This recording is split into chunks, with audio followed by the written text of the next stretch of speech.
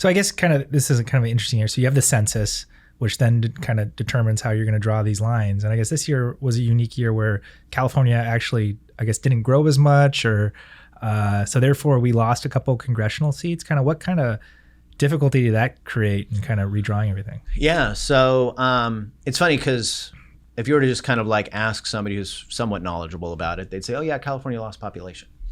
California actually grew by 6%, but it lost population relative to the rest of the country. So it grew slower than the rest of the country. And we only lost one congressional district. We probably should have lost two.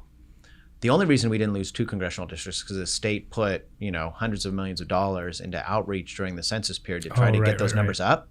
And that ended up, meaning that one of the seats that should have gone to Texas ended up coming to us, or one of the seats that should have gone to Florida ended up coming to us. So lose one seat because we grew only 6%. That meant that we lost a seat, so that's a big deal.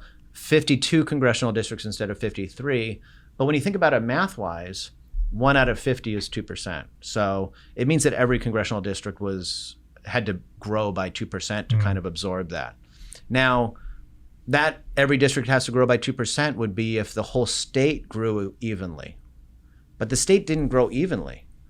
LA only grew by 2%, LA City by 2.5%, I think, and LA County by 2%, something like that.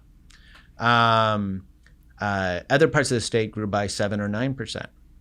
And so the unequal growth within the state creates a different issue.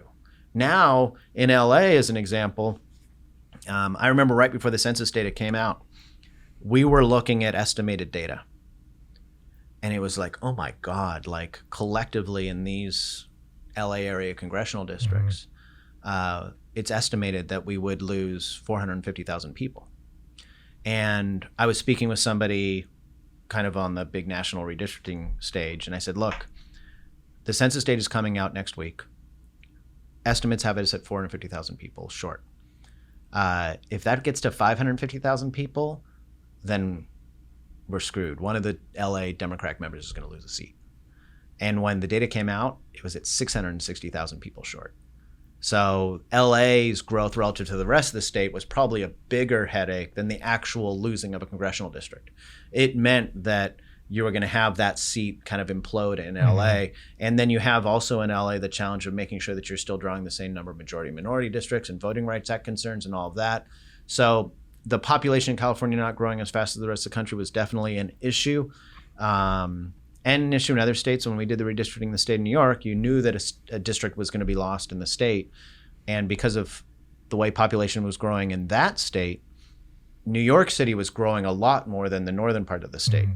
And so we knew that basically New York City would be kept whole in terms of its number of congressional districts, and the lost congressional district would come out of the northern portion of the state. In California, it was kind of the opposite. The core Democratic area was the area that was losing faster than the rest of the state. Make sure you click the button below and subscribe, and hit that notification bell so you can keep up with all our news and updates.